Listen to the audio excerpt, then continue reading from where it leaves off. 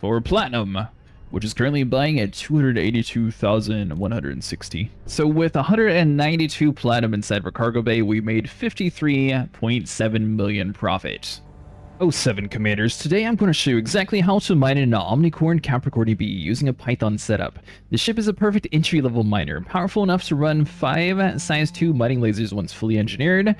Now, Capricorni B is one of the most consistent mining spots in the bubble. It has rings great hotspots for platinum because it has a double platinum hotspot. So now we're going to be going over the exact build I have inside of my Python. Now, to be completely clear, you need to have the Python, not the Mark II. The Mark II is the combat variant, so you want to have the standard Python. And if you aren't able to engineer yet, I would swap some of these over to size 1, that way you're able to manage your power efficiently. So for the utility mounts, we're going to have heat sinks here. For core internals, this is where if you're able to engineer, it's going to make it a little bit easier for you. So we have a 6A power plant. Now we have the low emissions power plant modification with thermal spread, which basically is going to help prevent us from overheating. We have engineered thrusters. The thrusters don't necessarily matter, especially if you're not going too far, so this is more of an optional upgrade. A 5A SEO drive. SEO is just nice to jump around. If you want to have a little bit smaller one, that way you can manage your power better, or if you're not really planning to jump some, you can downgrade it a little bit. That way it gives you a little bit better jump range if you want. Now we have a 4D life support. The reason why we do this is because it has less mass. The only downside is you're also going to have a shorter emergency life support. So if you're worried about your windshield cracking, I would go with a higher one. However, 4D is going to be plenty for us. Power distributor, once again, if you're able to go for at least the 7A, I definitely recommend that. For the modifications, we have weapon focused power distributor, and it's going to be upgraded with the super conduits. This is going to allow our lasers to be able to recharge and shoot much quicker, which is going to allow us to be more efficient at mining. If you don't have this engineering, then I would drop a couple of the size 2 down a little bit lower to help keep up with that. And then for sensors, you can go with any sensor that you want, honestly, 6A or 6D. And if you just go 6A, you can keep the standard typical range, since it's generally good enough for the prospectors. For optional internals, this is where builds may differ some compared to other commanders, so you're more than welcome to leave a comment down on what build you recommend for your Pythons. But for me, I run 3 size 6E cargo racks, so each one of these are going to hold 64 on their own. Now on the mining Reddit, a lot of people actually recommended the D-class limpets, that way you're able to cut down on weight, but since this is more a beginner tutorial, we're going to show it with mostly the size A ones. Now we have a 5A collector limpet, and you can also go with a 5A collector limpet here too.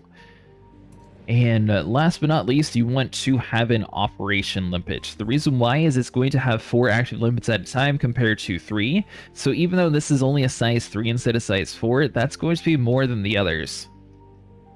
Now the most important piece inside of this same build is going to be the prospector limpet. You always want to have an A-grade prospector. The reason why is you'll get a higher yield whenever you're mining, so that's going to be the most essential thing to make sure you're able to do what we need to do.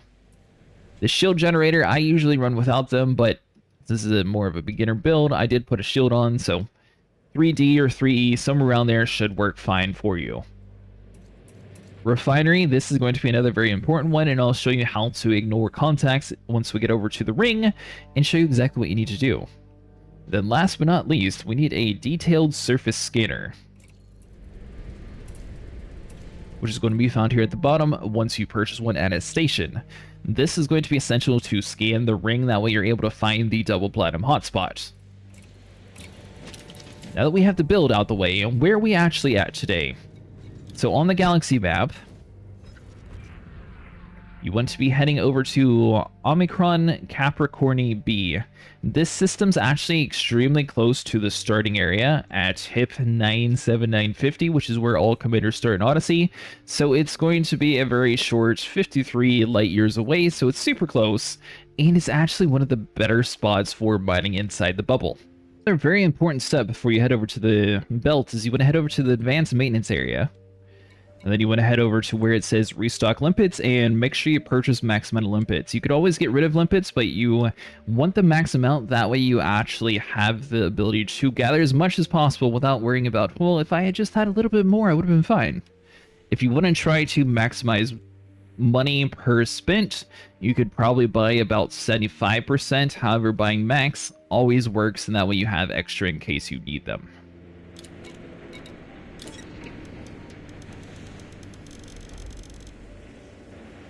So for this example, I have 144 things inside my cargo bay already, so we're just going to buy 48 limpets. Now what you can do is you can set your filters over to planets. And then we're looking for the planet Capricorni BB1. This is going to be the one that has the double platinum hotspot. So you're going to notice that my ring has a bunch of orange dots on them, and if you're the first time coming here, you're not going to have that. You might be wondering why. Well, you need to head over to your forward panel and make sure that you have your detailed surface scanner mapped to a button, which is going to be this one right here. Alright, so from here, all you have to do is click the fire button, and that's going to pop up your surface scanning mode, and shoot anywhere on the ring. Some rings require 2 different scans because they'll have an outer and an inner ring. This is going to be one that just has one, and as soon as your probe hits the ring, it'll have a circle go all around the ring and show that it's complete, and then you'll notice that the dots start appearing. So we have a couple different ways of locating the double platinum hotspot. You can aim at them manually to see if you can find it by hand, or another alternative is that you can go back over to your one panel, clear out your filters, and then now we're going to use points of interest. This is going to allow us to just show what's actually interesting for us inside this area, which you'll notice that there's going to be 2 platinum hotspots that are the same distance away. So all you have to do is click spacebar to lock on to that area, and that'll point you directly towards where the platinum hotspot is inside of the ring. And then from here, try to fly in between the middle of them. You're going to notice that there's 2 different circles right next to each other. So you don't necessarily want to be perfectly aligned with the first one. And I recommend having the planet to the back side of you. That way you're able just to fly forward and have like a general direction on where you want to be going. So we have both the rings roughly there, so we'll try to get in the middle inside of this yellow zone. Once you get close enough, it's going to automatically pull you out and push you inside the asteroid field.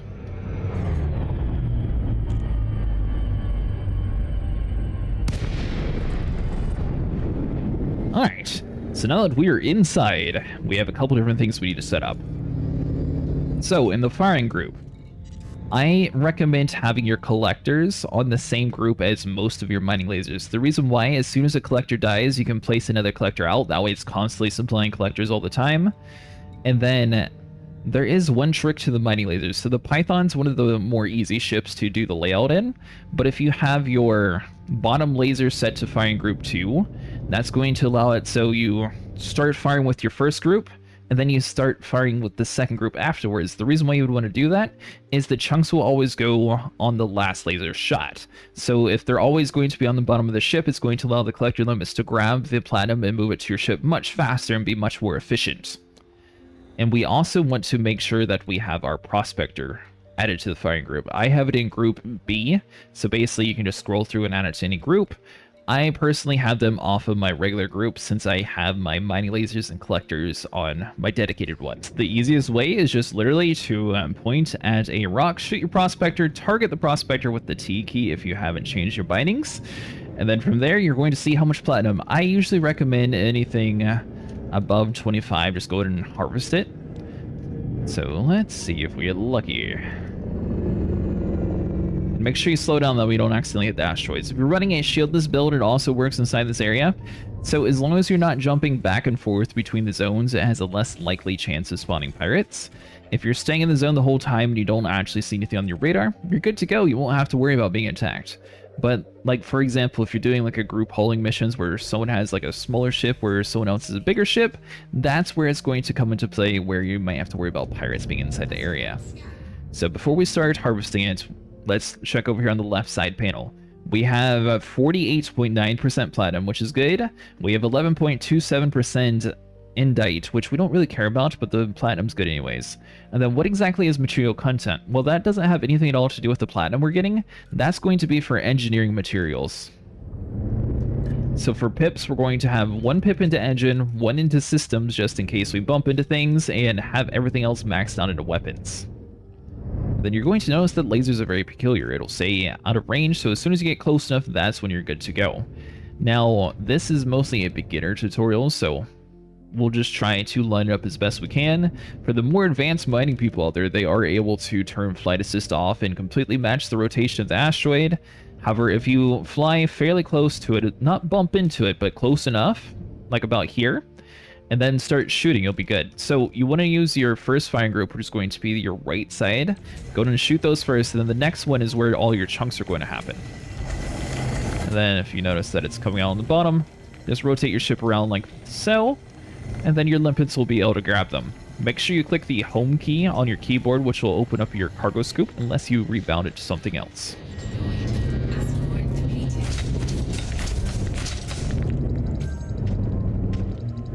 Now you're going to notice it said asteroid depleted. That means that no matter how much you shoot that asteroid, it's not actually going to get you anything better.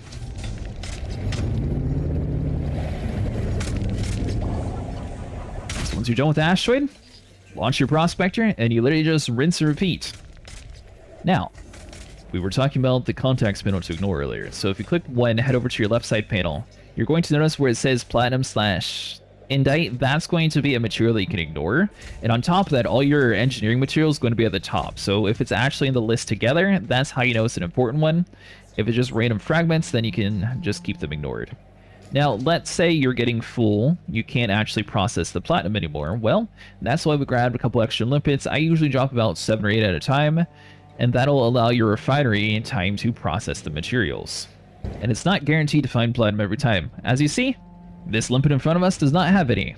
So on stream, we were roughly finding a full 200 capacity in about an hour to an hour and a half, and that's including the finding them and selling them time, which yields about 35 million or so, which is actually pretty good for the amount of time that we spent. Now, another option is to have a higher level prospector. That's better for bigger ships, though. That way you're not having to give away too much stuff. Because then you can actually shoot multiple rocks at the same time. Then you can fly around and target the prospector and see what's inside instead of relying on one at a time. And the reason why size 8 collectors are nice is they'll literally follow you around forever. So that is one advantage. Limpets aren't exactly the smartest thing in the game, so they'll occasionally crash into rocks, which is why you want them to have the smallest distance possible. Inside of this area, we should be able to get the highest platinum, I think, is 63.04. It's somewhere around there. If you're looking for like the max amount, there's no such thing as 100% inside of this area. There we go. And now, since this asteroid is being more cooperative, all the chunks are being on the bottom. That's going to allow our limpets to grab it, and you're going to notice that it's going to be knocking down at the bottom almost instantly. And we're taking heat damage just as soon as the asteroids are depleted, which means that we are perfectly in line with it, so we don't have to take any damage at all since we're going so fast. And then from here, once again, you head over to your inventory and make space whenever you get full. So we're going to max out our inventory, and then I'll show you guys where you can actually sell with. Now, another really cool thing about the engineering material, it doesn't actually count towards storage, so you're going to be able to store that inside of its own unique container, and it's not going to block the rest of the platinum that we're trying to mine up.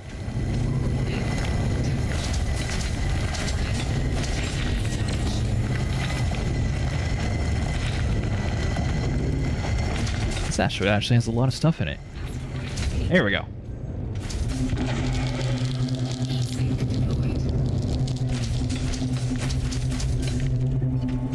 Now, if you ever run into a situation where the asteroid is too thick and it is starting to get to where it's about the 120 mark or so, you can go in and drop a heat sink. It doesn't happen too often. Most asteroids you'll crack before it actually gets to that point. That was one of the rare ones that it actually did take us all the way. So while your limpets are collecting, you can literally just point at an asteroid, launch your prospector, and then you can target it while it flies across. It takes a second for it to actually launch, but as soon as you see it in front of you, just click T. And as you guys can hear, most of the minerals are already collected, so we don't have to stay inside this area. Looks like we're not having much luck for a high engineering area, though. So far, the highest one so far has been medium. And as you guys can see, iron storage is full. Iron is going to be one of those engineering materials, so it's going to be inside of its own bracket. So this is another good thing for grade 1 engineering materials while you're just trying to get a profit. Now, the reason why we usually run a pre-engineered laser, you could have that in the bottom. It's going to give you a little bit less yield instead of having a full group of 2. But the plus side is you're never going to have to run into a heat issue, since it's going to be more effective with your power distributor, and also it's going to draw a lot less heat, which is going to make it so your ship doesn't heat up as quickly. But even getting all the way up to 130, the Python cools off quick enough that we're taking 0 damage while we're doing this. So you don't really have to worry about it too much with the heat sinks at all. That's just more of a in case you start freaking out. But once your cargo bay is 100% full of platinum, then we head over to Inara to figure out where the best place to sell is. Now, if you're not sure what Inara is the commander's greatest toolbook, which helps you figure out the best trade routes, where your outfitting is, how to find parts that you're missing, where other stations are. It's one of the best tools, and we'll go over like a quick overview on how to actually use Inara real quick. Alright, so now that we're inside of Inara, there's a couple different options here. You can actually make an account so you can see exactly where all your ships are located inside the universe if you're trying to. But today we're going to be focusing on the data tab. So from data, you can head over to commodities. Now, we want to sell. What are we trying to sell? We're trying to sell platinum. Where are we at? We're at Omicron Capricorni B. So just type in OMI and it should be one of the ones inside the list without having to scroll towards the bottom. Distance, well, if you want to have a certain distance, you can set that, or you can keep it default. So you can view additional options as well. Max price age. Honestly, you want to have this set to 8 hours or less. Most of the time, if you have it any longer than that, it's not going to have enough to see if it's worth going to. And then minimum supply and demand, well, this is based on how much you're actually trying to sell. So for this example, we have over 100, so we'll set this to 500. Now, if you're 100% new to the game, I actually recommend going a different route. I would turn off fleet carriers. Main reason is it's not going to count towards your elite trading reputation. Landing pad size, if you're in a larger ship, this is where you want to set large. So if you're in a Python, you can keep it as default since it's a medium ship. Most of the times, most pads are going to be for medium anyways. You don't really ever run into an issue with small. And then you just click on search. Now from here, we have demand and then we have a price. So we can filter by the best price or the lowest price. The highest price right now is going to be for 2,802 credits. It was updated 53 minutes ago, and it is an 84.3 light year jump range. Now this is where you can decide if the jump range is worth the price.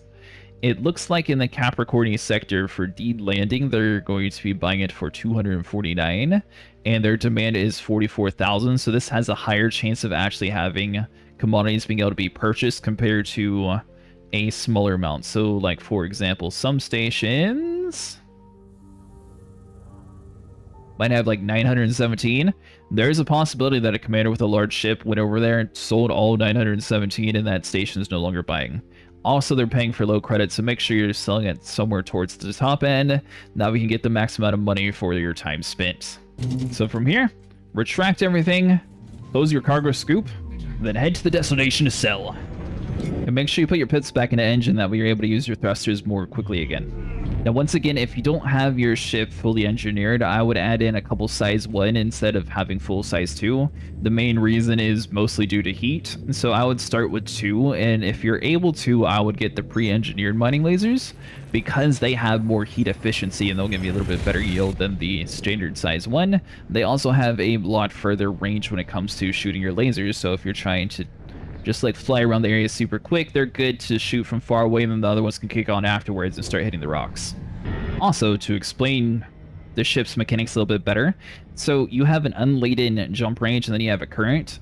So the reason why ours is not unladen anymore is because we have a full cargo bay. As soon as you have a full cargo bay, you're going to have this smaller range, sort of like in a car, how you compare like city driving compared to highway driving. Now, on a side note, if your engineering ship does not have room for a fuel scoop, make sure you don't have to jump too far away because you might into a major issue where you run out of fuel trying to get to the station. As you guys can see, we are at the like 0.03% fuel.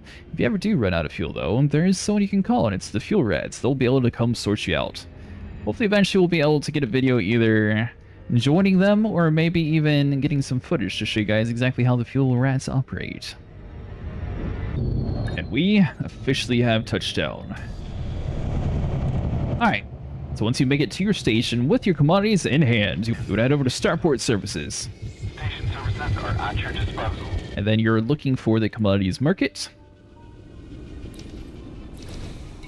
And we're going to be doing a sell order for platinum, which is currently buying at 282,160.